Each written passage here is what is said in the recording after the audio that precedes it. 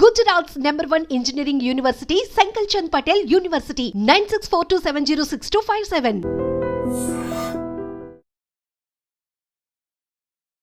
Right everyone, this is your Pavan. ఈ సెషన్లో మనం ఏం చెప్పుకుందామంటే, ఆల్రెడీ నేను క్యాండిల్స్టిక్స్ వీడియో గురించి చెప్పాను. దాని తర్వాత చాప్టర్ అనమాట ఇది. దీంట్లో ప్యాటర్న్స్ గురించి, అంటే మార్కెట్లో ఏ ట్రెండ్, ఏ ప్యాటర్న్ ఫామ్ అయితే మనం ఎక్కడ ఎంట్రీ తీసుకోవాలి, ఎక్కడ బై చేయాలి, ఎక్కడ స్టాప్ లాస్ పెట్టాలి అని మనం క్లియర్గా స్టాక్స్లో కానీ, మ్యూచువల్ ఫండ్స్లో కానీ, ఈటీఎఫ్లో కానీ, లేకపోతే రెగ్యులర్ ట్రేడింగ్లో కానీ, ఆప్షన్స్లో కానీ మనం చేసుకోవచ్చు అనమాట. దాన్ని ఎలా మనం అనాలిసిస్ చేయాలి, క్యాండిల్స్టిక్స్ ప్యాటర్న్స్ని మనం క్లియర్గా మాట్లాడుకుందాం. ఇక్కడ చూడండి, ఫస్ట్ నేమ్స్ పక్కన పెట్టండి, దాని యొక్క థీమ్ అర్థం చేసుకోండి. ఇక్కడ డబుల్ టాప్ అని కనపడుతుంది కదా, డబుల్ టాప్ కంటే ముందు సపోర్ట్ అండ్ రెసిస్టెన్స్ గురించి ఒక చిన్న లైన్ చెప్తున్నాను, దాన్ని క్లియర్గా అర్థం చేసుకోండి. సపోర్ట్ అండ్ రెసిస్టెన్స్ అంటే ఏంటి? ఇక్కడ నేను ఆల్రెడీ చెప్పాను కదా, ఒకసారి ఇక్కడ ట్యాప్ అయింది కదా ఏరియా, మళ్ళీ ఇంకోసారి వచ్చి అదే ఏరియాని ట్యాప్ అయితే దాన్ని రెసిస్టెన్స్ అంటారు. పైదాన్ని ఒక వాల్ అనుకోండి, అప్ సైడ్ వాల్ అనుకోండి, డౌన్ సైడ్ వాల్ని సపోర్ట్ అంటారు. ఇక్కడ నెక్ లైన్ రాసింది, దీన్ని సపోర్ట్ అంటారు. ఓకేనా? సో ఇక్కడ చూసుకోండి, డబుల్ టాప్ అని కనపడుతుంది కదా, అంటే మార్కెట్ ఇక్కడ స్టార్ట్ అయింది, సో రైజ్ అయింది, ఇక్కడ ట్యాప్ అయ్యి మళ్ళీ ఇక్కడికి వచ్చి దీన్ని ఇది ఒక సపోర్ట్ అనుకోండి, మళ్ళీ రెసిస్టెన్స్ దగ్గరికి వచ్చి సెకండ్ టైం ట్యాప్ అయింది. అప్పుడు మనకు సెకండ్ టైం ట్యాప్ అయ్యి మార్కెట్ ఎప్పుడైతే క్యాండిల్ వేస్ కన్ఫర్మేషన్లో రివర్సల్ అయిందో ఇక్కడ మనం అన్నది ఎంట్రీ తీసుకోవచ్చు, ఇక్కడ ఒక ఎంట్రీ తీసుకోవచ్చు. అండ్ అదేవిధంగా ఏదైతే నెక్ లైన్ ఉందో, నెక్ లైన్ బ్రేక్ అయ్యి ఇక్కడ ఎంట్రీ తీసుకుని, ఏదైతే క్యాండిల్ బ్రేక్ అయిందో ఆ క్యాండిల్ బ్రేక్ అయిన తర్వాత మనం ఎంట్రీ తీసుకుని ఇక్కడ స్టాప్ లాస్ పెట్టచ్చు. అన్న ఏ టైం ఫ్రేమ్లో చూడాలి దీన్ని అంటే, మనం ఆప్షన్స్కి అయితే 5 minutes టైం ఫ్రేమ్లో చూస్తాం, స్టాక్స్లో ఇన్వెస్ట్మెంట్కి అయితే మనం డే టైం ఫ్రేమ్లో చూస్తాం, అండ్ అదేవిధంగా స్వింగ్ ట్రేడింగ్ కూడా డే టైం ఫ్రేమ్లోనే మనం కన్ఫర్మేషన్ చేసుకుంటాం. దీన్ని డబుల్ టాప్ అంటారు. నెక్స్ట్ లైట్ చూపిస్తున్నాను చూడండి, దీన్ని double bottom. Same concept opposite side అనమాట. ఇందాక మనం ఏం చేసాం, మార్కెట్ డబుల్ టాప్ టచ్ అయిన తర్వాత మనం డౌన్ సైడ్ సెల్ చేసాం. కానీ ఇప్పుడు అదే స్టాక్ని మార్కెట్ ఎప్పుడైతే డబుల్ బాటమ్ క్రియేట్ అయిందో, మార్కెట్ కింద 2 సార్లు ట్యాప్ అయ్యి మార్కెట్ ఎప్పుడైతే నెక్ లైన్ బ్రేక్ అవుతుందో మనకు మార్కెట్లో ఎంట్రీ తీసుకుని స్టాప్ లాస్ మనం పెట్టుకోవడానికి ఉపయోగపడుతుంది అనమాట. దాని తర్వాత ఒకసారి ఇక్కడ చూసినట్టయితే, ఇక్కడ చూడండి త్రిబుల్ టాప్ అని కనపడుతుంది కదా, త్రిబుల్ టాప్. సో ఇది ఒకసారి పైకి చూస్తే, త్రిబుల్ టాప్ అంటే ఏంటి, ఒకటే ఏరియాని 3 సార్లు ట్యాప్ అవ్వడం. 3 సార్లు ట్యాప్ అయితే దీన్ని ట్రిబుల్ టాప్ అంటారనమాట. సో త్రిబుల్ టాప్లోకి మార్కెట్ ఒకసారి ట్యాప్ అయింది, మళ్ళీ కిందకు వచ్చింది, నెక్ లైన్ క్రియేట్ చేసింది, మళ్ళీ సెకండ్ టైం వెళ్ళింది, మళ్ళీ మూడోసారి వెళ్ళినప్పుడు కూడా మనం ఇక్కడ ట్రిబుల్ టాప్ కింద కన్సిడర్ చేసుకుని, ఎప్పుడైతే ఆ నెక్ లైన్ బ్రేక్ అవుతుందో ఆ నెక్ లైన్ బ్రేక్ అయిన తర్వాత ఇక్కడ సెల్ ఎంట్రీ అన్నదే మనం చేయడానికి ఉపయోగపడుతుంది అనమాట. దాని తర్వాత నెక్స్ట్ స్లైడ్ చూడండి, ట్రిపుల్ బాటమ్. సేమ్ ఏదైతే ఇప్పుడు అప్ సైడ్ జరిగిందో ఇది డౌన్ సైడ్ జరిగిందనమాట. సో ఇక్కడెక్కడ ఏం చేస్తాం, ఇది బయింగ్ ప్యాటర్న్ అనమాట. మార్కెట్లో మనం బై చేయడానికి ఈ ప్యాటర్న్ క్రియేట్ అయితే ఎక్కువ మంది ఇంట్రెస్ట్ చూపిస్తారు.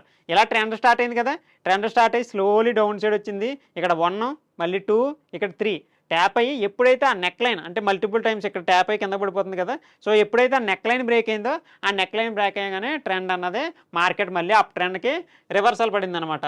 నెక్స్ట్ ప్యాటర్న్ చూడండి, head and shoulder. Head and shoulder అంటే ఏంటి, ఇది కూడా మంచి కాన్సెప్టే, ఎక్కువ మంది మనకు ఉపయోగిస్తుంటారు ఆప్షన్స్లో. సో చూడండి, హెడ్ అండ్ షోల్డర్ అంటే ఒక మనిషి కింద చూడండి దీన్ని, ఇది హెడ్, ఇది లెఫ్ట్ షోల్డర్, ఇది రైట్ షోల్డర్. ఎప్పుడైతే మార్కెట్ ఇలా రైజ్ అయ్యి హెడ్ ఇక్కడ ట్యాప్ అయ్యి మళ్ళీ కిందకు వచ్చి నెక్ లైన్ దగ్గర క్రియేట్ చేసి మళ్ళీ ఇక్కడ ఏదైతే హెడ్ కంటే పైకి వెళ్ళకూడదు, హెడ్ పక్కన పుల్ బ్యాక్స్ అనమాట. ఎప్పుడైతే ఈ పుల్ బ్యాక్స్ దగ్గర మళ్ళీ రివర్స్ అయ్యి నెక్ లైన్ బ్రేక్ అయిందో ఇక్కడ మనం ఎంట్రీ తీసుకుంటాం, ఏదైతే క్యాండిల్ బ్రేక్ అయిందో దాన్ని ఎస్ఎల్ కింద కన్వర్ట్ చేసుకుంటాం.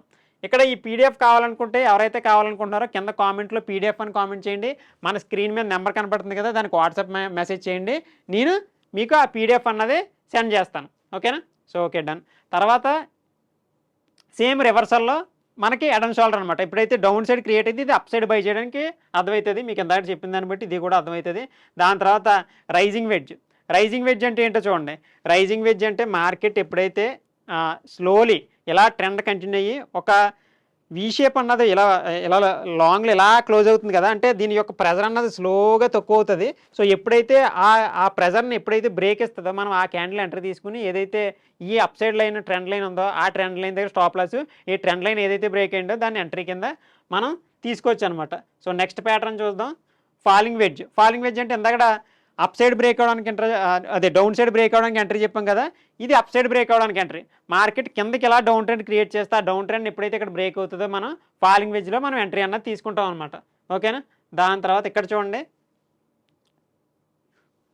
ఓకే ఈ ప్యాటర్న్ చూడండి, బుల్లిష్ రెక్టాంగిల్.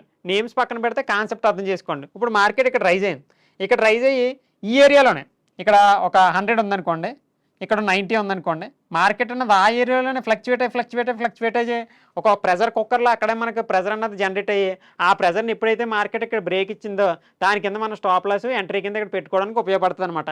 ఎప్పుడన్నా మీరు మార్కెట్లో రియల్ టైం మార్కెట్లో చూస్తున్నప్పుడు సైడ్ వేస్ పడిందా మార్కెట్, సైడ్ వేస్ పడినప్పుడు ఇలాంటిది పడుతుంటుంది ఆఫ్టర్నూన్ నుంచి అలా.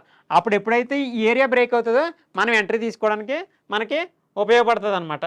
సో నెక్స్ట్ బీరిష్ రెక్టాంగిల్ కూడా చూడండి. బీరిష్ రెక్టాంగిల్ అంటే కిందకి బ్రేక్ అవుతుంది. బీరిష్ అంటే ఏంటి, డౌన్ సైడ్ బ్రేక్అవుట్ కదా, కాబట్టి దీన్ని బీరిష్ రెక్టాంగిల్ అంట అనమాట. సో ఇప్పుడు మార్కెట్ స్లోలీ వచ్చి ఒక ఏరియాకి వచ్చిన తర్వాత అక్కడ మల్టిపుల్ టైమ్స్ ఏరియా అక్కడక్కడే సస్టైన్ అయ్యి ఎప్పుడైతే మనకి ఆ రెక్టాంగిల్ అన్నది బ్రేక్ అవుతుందో అప్పుడు మనం డౌన్ సైడ్ ఎంట్రీ కింద దాన్ని తీసుకోవచ్చు అనమాట. సో ఇది మనం డౌన్ ఎంట్రీలకి ఉపయోగపడుతుంది. దాని తర్వాత one of the bullish pennant అని చెప్పేసి అంటుంటారు. ఇది కూడా బాగా ఉపయోగపడుతుంది మార్కెట్లో.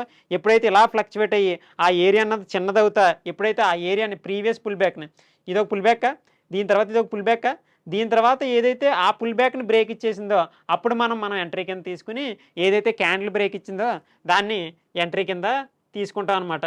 Same బీరిష్ pennant. సో మార్కెట్ కింద సైడ్ బ్రేక్ అవుతుంది, ఇది ఇక్కడ తీసుకుని ఇక్కడ స్టాప్ లాస్ అనేది పెట్టుకుంటాం, ఆపోజిట్ ఉంటుంది ఇది.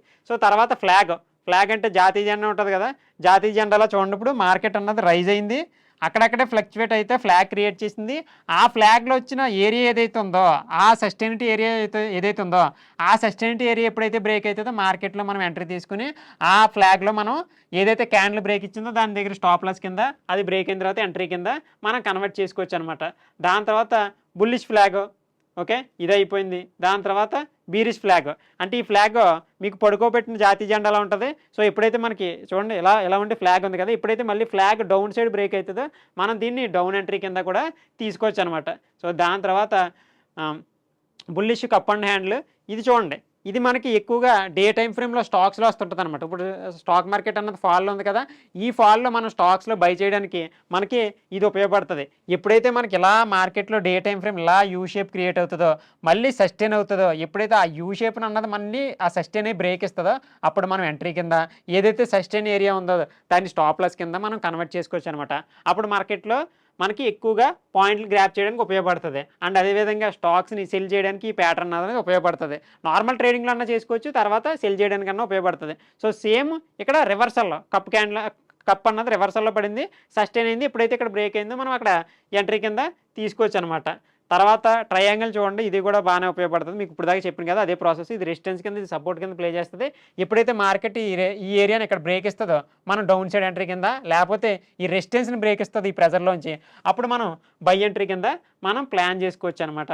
దాని తర్వాత ఇది చూడండి ట్రయాంగిల్. సో ఇది కూడా గమనించండి. సో మీకు అర్థమవుతుంటాయి. నేను ప్యాటర్న్స్ ఒక్కోటి మారుస్తూ ఉంటాను, దాంట్లో మీకు ప్రాసెస్లో ఎక్కడ ఎంట్రీలు తీసుకోవాలో అర్థమవుతుంది. ఇది కూడా అంతే, ఏం ప్రాసెస్ లేదు. ఎప్పుడైతే ఈ ప్రెజర్ అన్నది స్లోగా కంజెక్ట్ అయ్యి చిన్నదవుతుందో ఆ కంజెక్ట్ ఏరియా నుంచి ఎప్పుడైతే మార్కెట్ బయటకు వస్తుందో మనం దాన్ని ఎంట్రీ కింద తీసుకోవచ్చు అనమాట. ఓకేనా? సో ఇది అనమాట ప్యాటర్న్స్ అయితే మీకు అర్థమైంది అనుకుంటున్నాను. సో ఎవరన్నా మన నెంబర్ కాంటాక్ట్ అవుదాం అనుకుంటే మీకు స్క్రీన్ మీద నెంబర్ కనపడుతుంది కదా, ఆ నెంబర్కి ఫోన్ చేయండి. పీడిఎఫ్ అన్నది మీకు వాట్సాప్లో సెండ్ చేస్తాను. Thank you.